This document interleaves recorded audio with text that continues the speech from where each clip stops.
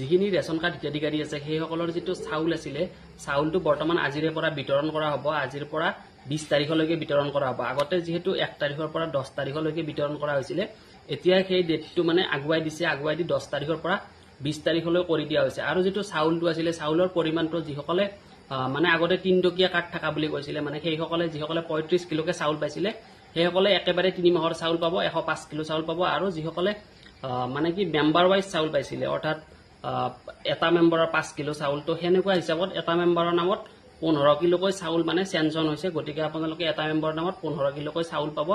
যদি আপোনাৰ 5টা মেম্বাৰ থাকে তো আপোনালোকৰ 5-5-25 কিলো হয়, তেনেহ'লে আপোনালোকে 75 কিলো পাব। মানে এইটো জুন জুলাই আগষ্ট 3 মাহৰে চাউলটো আপোনালোকক এইবাৰ একেবাৰে প্ৰদান কৰিব। গতিকে আপোনালোকে 1 তাৰিখৰ পৰা 20 তাৰিখৰ ভিতৰত কালেক্ট কৰিব। আৰু এনেকুৱা ধৰণৰ ভিডিঅ' পালে মোৰ চেনেলটো ফ'ল' কৰি ৰাখিব। আৰু এই চাউলটো দিয়াৰ কাৰণ হ'ল আপোনালোকৰ যিটো লজিষ্টিক প্ৰেছাৰ আছে সেইটো কম কৰিবৰ কাৰণে, যিহেতু বাৰ বাৰ অসমত লৈ ট্ৰাক আহি থাকিব লাগে বা গোটেইখিনি ষ্টেটলৈকে আহিব লাগে। তো তেনেকুৱা ক্ষেত্ৰত মানে মালবাহী যিবিলাক ৰেল আছে সেইবিলাক বাৰ বাৰ আহি থাকিব লাগে। তো সেনেকুৱা ক্ষেত্ৰত মানে এই লজিষ্টিক প্ৰেছাৰটো কম কৰিবৰ কাৰণে আপোনালোক চাউলটো মানে একেবাৰতে প্ৰদান কৰিব। অৰ্থাৎ যিখন মানে চেন্ট্ৰেল চৰকাৰ আছে, চৰকাৰে মানে একেবাৰতে চাউলটো পঠাই দিব মানে ষ্টেটবিলাকলৈকে।